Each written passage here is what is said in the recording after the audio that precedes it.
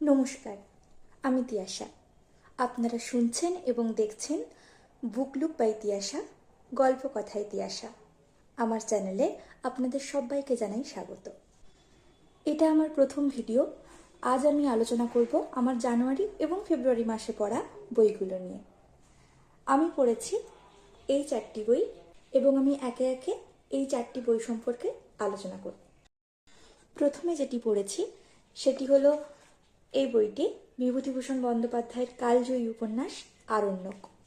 এই বইটি হলো কামিনী প্রকাশনালয়ের এবং এর মুদ্রিত মূল্য রয়েছে 80 টাকা। বইটি আশা করি আপনারা অনেকেই পড়েছেন এবং এটি অনেক প্রকাশনালয় থেকেই প্রকাশিত হয়েছে, তো আমার কাছে এইটি আছে।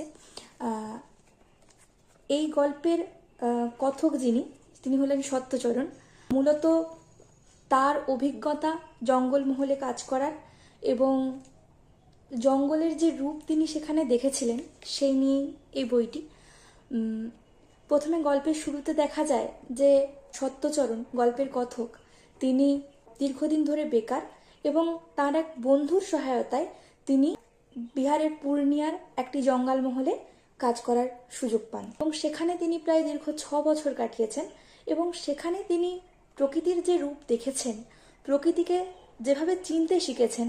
কলকাতা শহরের মানুষ তিনি প্রথমে ভেবেছিলেন যে হয়তো ওখানে গিয়ে তিনি থাকতে পারবেন না, সেই জঙ্গলের নীরবতা বা জঙ্গলের একাকিত্ব তিনি সেভাবে কাটাতে পারবেন না। কিন্তু পরবর্তীকালে তিনি স্বীকার করেছেন যে এই জঙ্গলের তিনি মায়ায় পড়েছেন। প্রকৃতপক্ষে বলা যায় বা আমার মনে হয়েছে এই বইটির আসল নায়ক বা নায়িকা হলে জঙ্গলের যেভাবে রূপের প্রেমে পড়েছেন কথক ছিল। শুধু তিনি উদার বন্যপ্রান্তরের প্রেমে পড়েছেন তাই নয়, আলাপ হয়েছে বিভিন্ন ধরনের মানুষের সঙ্গে, বিভিন্ন ধর্মের জাতের মানুষের সঙ্গে, যেমন নাটুয়া বালক ধাতুরিয়া, কিংবা ব্রাহ্মণ, দরিদ্র ব্রাহ্মণ রাজু পাঁড়ে, কিংবা সেই সরল মহাজন ধাওতাল সাহু। এরম অনেকের সাথে তার আলাপ হয়েছে। তিনি মায়ায় জড়িয়েছিলেন রাজকন্যা ভানুমতির। প্রত্যেককে তিনি মনে করেন অবসর সময়ে। এটা মূলত একটি স্মৃতিচারণাই তিনি করেছেন এবং সেই স্মৃতিচারণার মাধ্যমে জঙ্গলমহলের রূপ এবং তার মানুষদের ব্যবহার পদ্ধতি, স্বভাব সব কিছুই তিনি তুলে ধরেছেন। তো আশা করি বইটি পড়তে আপনাদের খুব ভালো লাগবে। এরপর আমি যে বইটি পড়েছি সেটি হলো কৃষ্ণ, বাণী বসুর লেখা। বইটি প্রকাশিত হয়েছে দেশ থেকে এবং এর মুদ্রিত মূল্য হলো 160 টাকা। বইটি সম্পর্কে বলার আগে আমি এর ব্লাডটা একটু পড়ছি, যেখানে লেখা আছে, যেদিন বছর আড়াইয়ের বালককে নিয়ে যমুনা পারে তার মামার বাড়ির দিকে যাত্রা করলেন, সেদিনই তো তার ধাত্রী বৌদিটি কেঁদে কেটে একাকার। শিশুর মায়া বড় মায়া। তিনি শুধু সান্ত্বনা দিয়ে বলেন, পুরাক গমনায়চ, আবার আসবে কৃষ্ণ, আবার আসবে। এ এক অন্য কৃষ্ণের কাহিনী। সত্যি এক অন্য কৃষ্ণের কাহিনী। কৃষ্ণ বললে আমাদের মাথায় প্রথমে আসে বাসুদেব কৃষ্ণ, ভগবান শ্রীকৃষ্ণের কথাই প্রথম মাথায় আসে। কিন্তু এই কৃষ্ণ হলেন শ্রীকৃষ্ণ দ্বৈপায়ন বেদব্যাস, যাকে আমরা মহাভারতের রচয়িতা হিসেবেও চিনি। বইটি মূলত ছোট্ট কৃষ্ণের বালক কৈশোর উত্তীর্ণ হয়ে বেদব্যাস হয়ে ওঠার কাহিনী। বইটিতে দেখা যায় কৃষ্ণ ছোটবেলা থেকেই তৎকালীন সমাজ ব্যবস্থা, মানে মহাভারত পূর্ববর্তী সমাজ ব্যবস্থার কোনটা ন্যায়, কোনটা অন্যায়, কোনটা যুক্তি আছে, কোনটা খুবই অযৌক্তিক, সেই জিনিসগুলোকে জানার আগ্রহ তার মধ্যে প্রবল। তিনি সদ্য বেদকে 4টি ভাগে ভাগ করে তা লিপিবদ্ধ করেছেন। এরপর তিনি পুরাণকে লিপিবদ্ধ করার দায়িত্ব নিজের কাঁধে তুলে নিয়েছেন এবং এ কাজে অবশ্যই তাকে আশ্রমের শিষ্যরা সাহায্য করেছেন।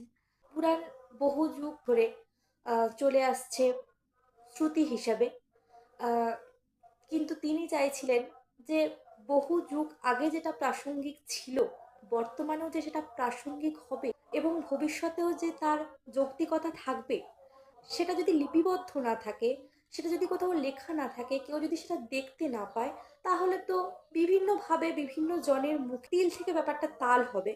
সেটার পেছনে যুক্তি কতটা, সেই সময় তিনি সেটা ভেবেছিলেন এবং লিপিবদ্ধ করার কাজ শুরু করেছিলেন। ঠিক এক জায়গায় বলছেন, কৃষ্ণ ভাবে তবে যে তার মাথায় সব সময় কত কি খেলা করছে, কত গল্প, কত আরম্ভ, কত শেষ, কত মধ্যভাগ, সেসব নিয়ে সে কি করবে? পুরাণ রচনাতেই সবচেয়ে সমস্যা। সেই সমস্যা নিরসনের জন্য কৃষ্ণ যেখানে যা পায় শুনে যায়, আয়ত্ত করে যায়। তারপর ধীরে ধীরে পূর্বজদের পদচিহ্ন ধরে ধরে ত্রিলোকের একটা চেহারা গড়তে হয় তাকে। সেই সময়ের একটা উচ্ছৃঙ্খল সমাজ ব্যবস্থাকে একটা নির্দিষ্ট পথ দেখানোর জন্য, তার যাত্রাপথকে মসৃণ করার জন্য এই পুরাণকারেরা যে সমস্ত গ্রন্থ লিপিবদ্ধ করেছেন, সেগুলো খুবই প্রাসঙ্গিক এবং প্রশংসার যোগ্য অবশ্যই। এরপর আমি যে বইটি নিয়ে কথা বলবো, সেটিও বাণী বসুরই লেখা, মহাভারত সিরিজের আরেকটি বই। সেটা হলো ক্ষত্রবধূ। এটিও প্রকাশিত হয়েছে দেশ পাবলিশার্স থেকে এবং এর মুদ্রিত মূল্য রয়েছে 200 টাকা। মহাভারত পৃথিবীর সর্ববৃহৎ মহাকাব্য এবং এটি একটা আদ্যপান্তই রাজনীতির মধ্যেই এই প্রত্যক্ষ বা পরোক্ষভাবে তাই বলে এই বইটিতে 3জন ক্ষত্রবধূর কথা উল্লেখ করা রয়েছে। প্রথমজন হলেন গান্ধারী, কুন্তী এবং মাদ্রী। কিন্তু ব্যাপার হচ্ছে, আমরা এনাদেরকে গান্ধার রাজের কন্যা, কুন্তী রাজা কুন্তিভোজের কন্যা এবং মাদ্রী মদ্ররাজ্যের রাজা শল্যের ভগিনী হিসাবেই চিনি। এদের যে নিজস্ব নাম রয়েছে বা এরাও যে স্বনামধন্যা, জানতে পারি না কোনোভাবেই। কিছু কিছু জায়গায় অবশ্যই কুন্তির নাম পৃথা বলে উল্লেখ করা রয়েছে মহাভারতে, কিন্তু সেও খুব সীমিত জায়গায়। বেশিরভাগ ক্ষেত্রেই তিনি কুন্তী হিসেবেই পরিচিতি পেয়েছেন বা তার সম্পর্কে আলোচনার ক্ষেত্রে কুন্তী নামটি উল্লেখ করা রয়েছে। কিন্তু কোথাও গিয়ে তারা যেন নামহীনা হয়েই রয়ে গেছেন। 3জনেই রাজকন্যা, 3জনেই রাজবধূ, কিন্তু কোথাও গিয়ে এরা ভাগ্য বিড়ম্বনার শিকার হয়েছেন। এনাদের মধ্যে মাদ্রির জীবনকাল খুবই সংক্ষিপ্ত।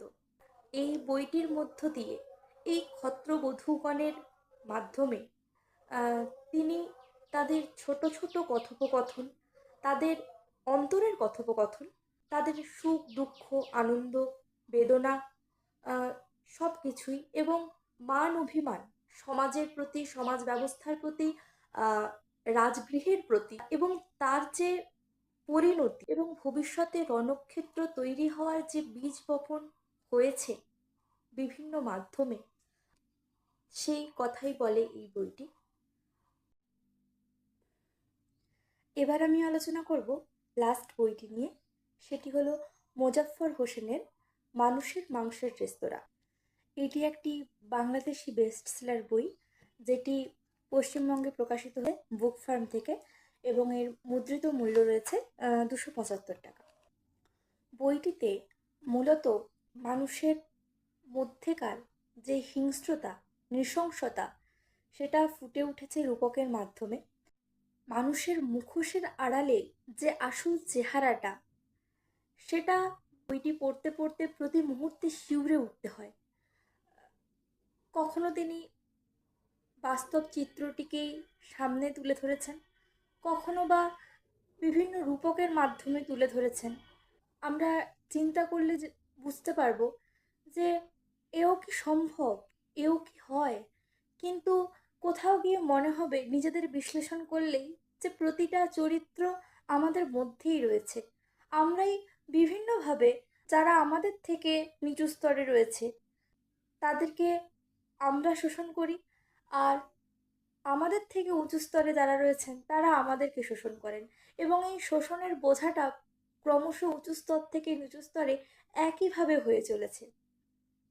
বইটি পড়তে পড়তে আমাদের আতঙ্কিত হতে হয়। কোন সমাজে আমরা বসবাস করি, কোন সমাজকে আমরা দেখছি, বিভিন্ন সোশ্যাল মিডিয়ার চাকচিক্য এবং উন্নতির আকাঙ্ক্ষায় আমরা মানুষকে ছোট করে ফেলছি ভীষণ, নিজেদের ছোট করে ফেলছি ভীষণ, মরীচিকার পিছনে দৌড়ে চলেছি অবিরত। মানুষের মধ্যে এখন কোনো মনুষ্যত্ব নেই, মানবিকতা নেই।